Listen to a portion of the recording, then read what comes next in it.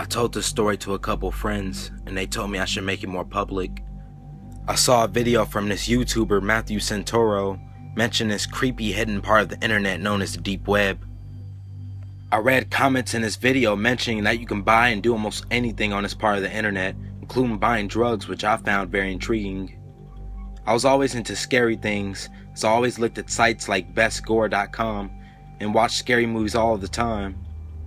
Nothing could prepare me for the sick things I was about to see. Before I start this story, please don't ever go on the deep web.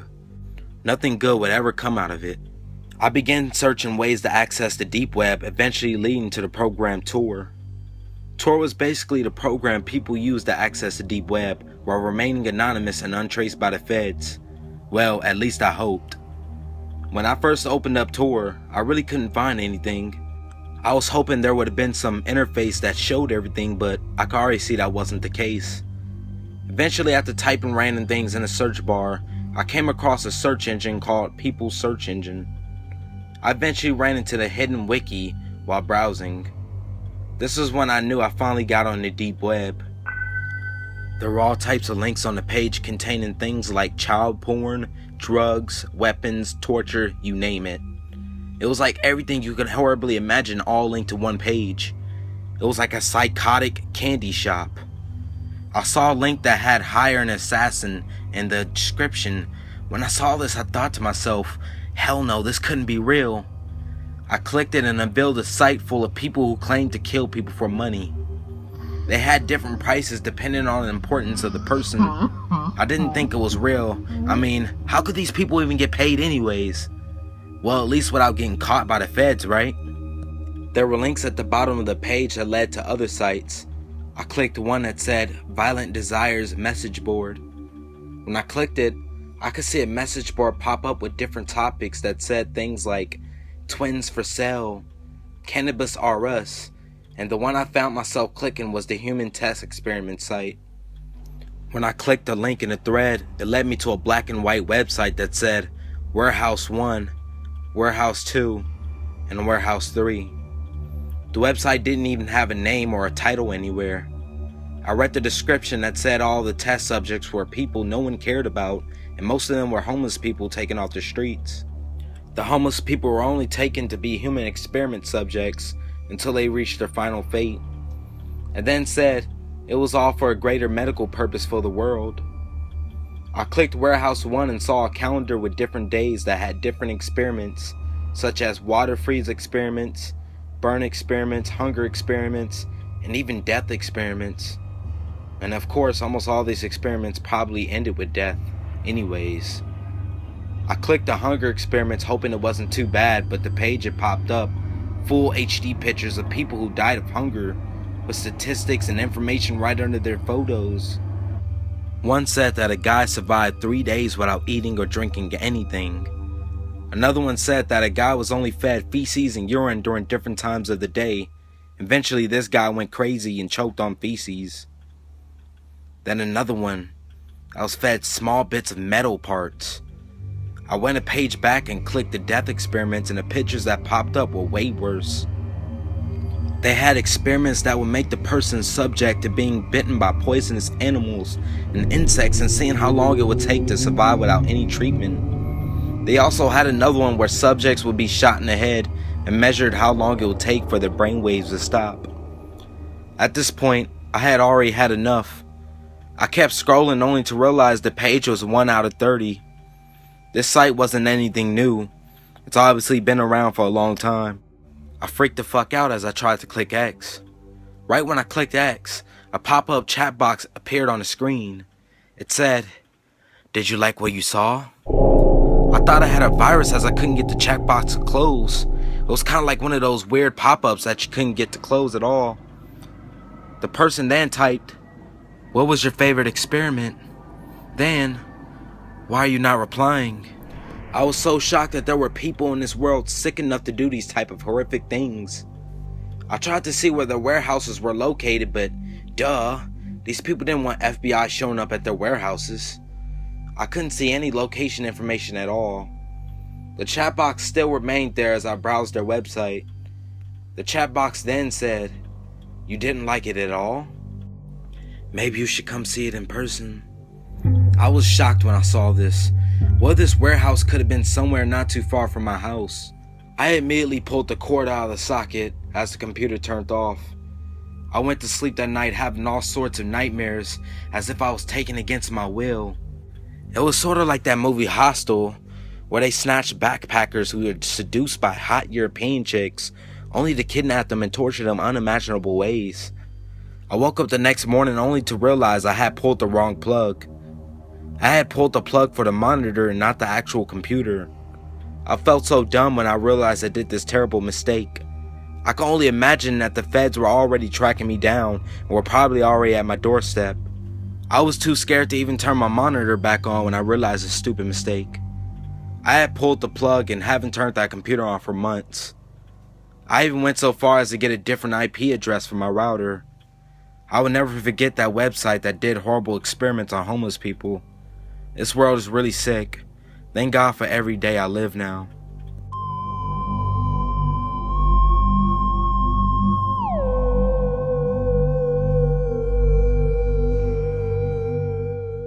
I had already been on the deep web a couple times before I experienced something like this. I accessed a chat room on ChitChat, a very common deep web chat room site that most people who have been on the deep web should be familiar with. I met a user that went by the name of Francestern344, who seemed very experienced on the deep web. Somehow we ended up talking about snuff films, which is basically a recording of someone being murdered or committing suicide on camera. We would talk about how common they are, where they usually filmed, and the reasons why. I had gained this guy's trust, and he opened a private chat room for both of us to talk about the subject. Keep in mind, I wasn't really into snuff films or anything crazy like that. I just wanted to get more information on it. It was more like I was curious about what it was and why they ever happened. Who the hell would want to kill themselves on camera anyway? Who would even want to watch other people get killed in this manner? It was just crazy to me. I had never watched one before this point, but the guy had mentioned it in the chat room. I just had to pick his brain. We had talked about good 20 minutes, and out of nowhere he gives me a link. He said I was ready to see the website, followed by a smiley face. The URL was so complicated I couldn't even remember it. When I clicked the link, it seemed to be the type of site you had to have an invitation to. Not only that, but accessing the site itself was a pain in the ass. There was a long registration, questioning, and even a one-on-one meeting with what I assumed to be the site administrator. All this to enter a site full of snuff films. The guy that owned the site was a crazy motherfucker. He had a black mask on with eyes that seemed to be popping through my screen. His voice was dark as he asked me questions as to what was my reasons for coming to the site and that I like watching people get killed on camera. I just nodded away as I was so curious to see what was the big deal about this hidden site. The guy that sent me the link was a long timer on the site and got permission for me to take a brief tour. As I was about to enter the site, I would ask for the URL so I wouldn't have to say the endless link I received from the guy. He then told me the site had no name and was only there to display the content and moderate membership. He mentioned that having a title would make the site easier to identify, and that's what they didn't want to happen. The first page that popped up on the site was an agreement that had more punishments for breaking rules than they had rules. One rule was that if you snitch to the feds, you'll be featured in a snuff film full of endless torture. Immediately after agreeing, there was a welcome sign with a pig's face with a note below saying, "Have fun and enjoy." This was real sick to me. I couldn't believe I was already on the site. What the fuck was I doing watching snuff films in the first place? On the right of the pig's face was a box stating membership is 1.588 Bitcoins monthly, which is approximately $355 in US amount. The guy who led me here was sure to tell me that the site owners were dedicated to their members and catered to them for the high fee they charged. Who the hell would pay for a membership to a site like this? You had to be a sick and wealthy type of person to do this type of stuff. I was already disgusted and hadn't even looked at the videos yet. The site's design was bland and blocky, with a pure white background and very blocky close together writing. In the top right corner, there were the options to log out, add funds to my balance, and then a small wallet emoticon that displayed an empty Bitcoin client-side balance. But that was barely on my mind. My mind was on the center of the screen. In a single row down the center of the screen, single frames with captions and description took up most of the screen. The top one had a still of a table with various blades and blunt weapons laid out, and the title was 24-year-old female, sleeping, suggestion death, with a 2.25 Bitcoin price tag along the side. If I calculate that correctly, should be somewhere around $550. A timer in the green text was counting down, 11:51, 11:50, 11:49. Under the timer in the same green font was 78 out of 100. A couple seconds later, that 78 turned into 79. Realization hit me in the face like a bat. This was a paid snuff site. It was enough that the membership was sky high, but to pay for the damn videos? I don't even pay that much for porn. Hell, I don't even pay for that at all. I couldn't believe people would pay this much to see videos like this. I guess that's what happens when Pirate Bay is not around. What the hell did I get myself into? My hand was shaking as I scrolled down the seemingly endless snapshots and captions. One caught my eye. Quick watch, homeless, 0.22 bitcoins, large view, low quality. It was like an attention-whoring YouTube title, but it seemed to be working. In the airy green font, 783 out of 1,000 was displayed. A jaw-dropping number in my eyes. I decided this needed to be documented, so I did a quick transaction, put 0.30 bitcoins in my site wallet and clicked on the arrow to enter. It took a minute or two to complete the transaction, and after about 5 minutes buffer, I was in the showing. The same green timer was now in the bottom right of the screen. 3, 2, 1. A blurry video had appeared in the middle of the screen, revealing a city street. It seemed to be Arabic writing on various shop signs and advertisements in the video. Light from a street post gave a fuzzy glow to the scene. The cameraman seemed to be leaning against a wall. The shot focused on a dinky red junker on the street's curb. From the side of the camera's view, a gloved finger points towards a dark alley. The camera then focuses on a man laying on his side, like a breathing pile of rags, obviously homeless and alone. The finger makes a motion towards the car, and 3 men quietly exit the car and walk along the storefronts towards the sleeping homeless man. The quality is total shit, but the scene can still be made out and is enhancing in my horrid imagination about what is to come. About 5 meters from the homeless victim, the lanky group of thugs pull out plain white theater masks from the jackets, and then they take out various small weapons and pounce around the corner onto the innocent, unsuspecting victim. The camera picks up the quick shuffling of feet as the cameraman runs towards the scene, catching the thugs thrashing and stomping the man from his slumber. The cameraman yells, "Cut him up!" The cameraman's thickly accented voice commands the thugs, who begin to slash the victim at a wild speed, like hyenas tearing into their caught prey. Blood sprays into the wall and onto the thugs' white masks. It is horrible. My stomach barely holds on. I can't take it.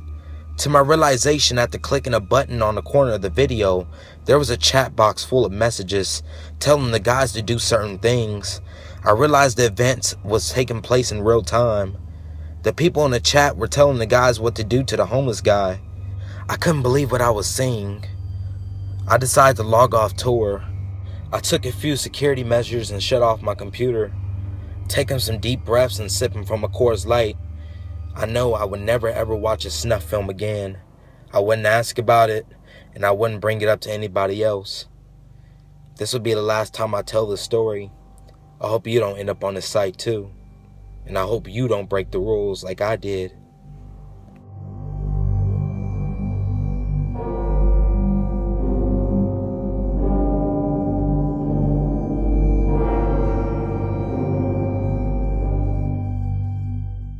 This story isn't based on my own personal use of the deep web, but rather a personal experience that ended up being exposed to people that used it. Back when I was in 9th grade, MySpace was the popular thing to use, and it was exciting to me since I had just created a profile. I had got a friend request from some hot chick that messaged me saying I was hot and she wanted to trade nudes. I had not a damn clue the hot chick was a fake profile at the time. You gotta remember, I was a dumb 14-year-old. I agreed to do so and asked her for her email. The only email I had at the time was the one I used for everything. I had taken a few pics and sent them quickly and received some back from the hot chick only a minute later. I kept thinking to myself, this was too good to be true. I couldn't wait to tell my friends at school. I thought I was the coolest kid ever. The next day I had logged on to AIM, which was the popular web chat service at the time. I received a couple messages from another user I didn't know at all. The message appeared to be from some guy who said, "Hey, I had those naked pictures of you. If you don't talk to me, I'm going to send them to everyone on your friends list." I started freaking the fuck out. I had no idea what to do, so I just started talking to him. He had told me he was a senior at my high school, and he demanded that I get on a computer every night at 9 p.m. to talk to him, or else he was going to show everyone my naked pictures. This went on for a few weeks, and things got progressively worse over time. After a few weeks, I would realize he was an adult and a complete psycho. One night I was at my friend's house, and the only person home was my sister. She calls me and says that some guy called the house and insisted on talking to me. He got very angry when she told him I wasn't home. My heart dropped as I told her it was probably my friend's dad, who has been asking me to return his video game I had for the last couple weeks.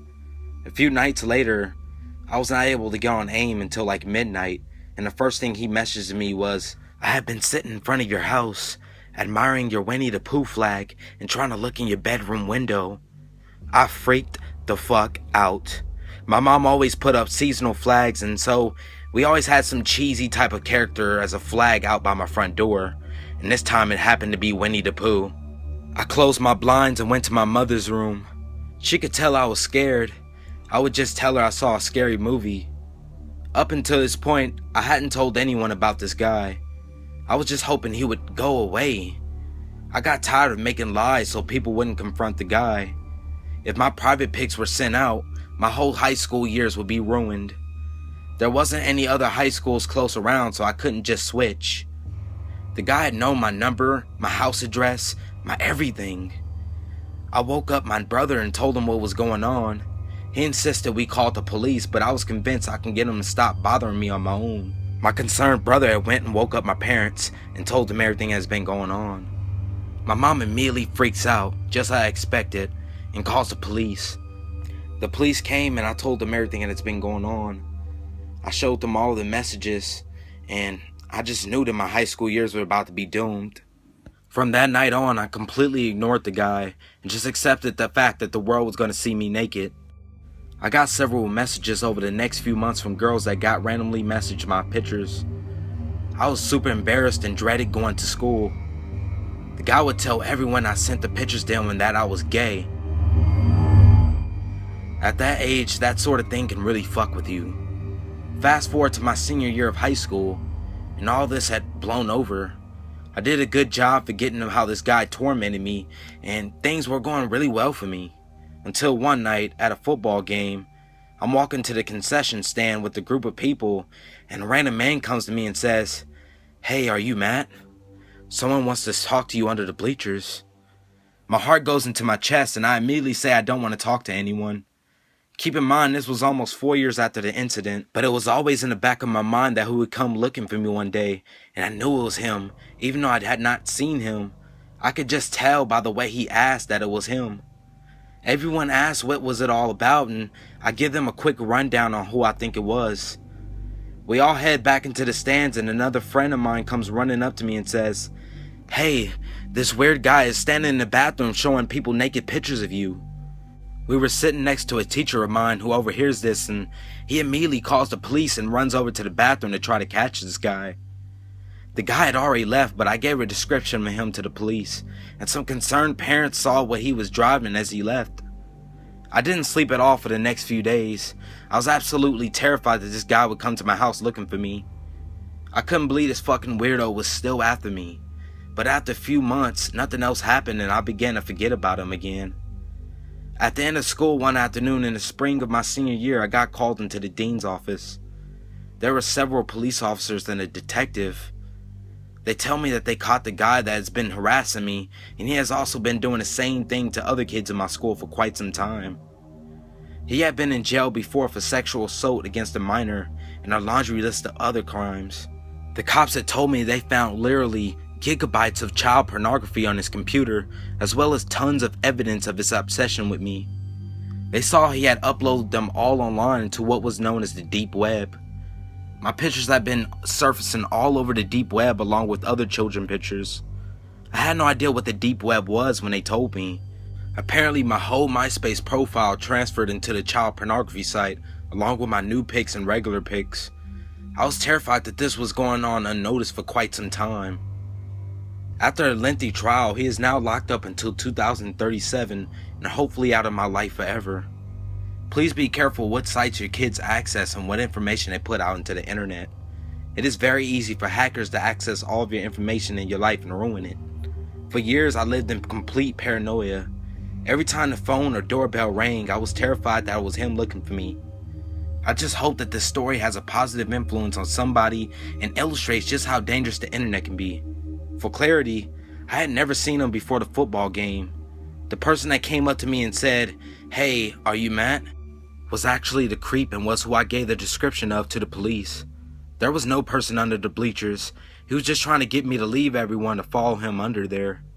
And to everyone saying to me and my friends should have beat the shit out of him right then and there, believe me, I would have thought about that countless times. In that moment, however, I was so in shock that this was actually happening that it took me a good 5 minutes to get up the nerve to tell my friends what happened. Part of me wishes I had reacted differently that day, but that's just the way it went down.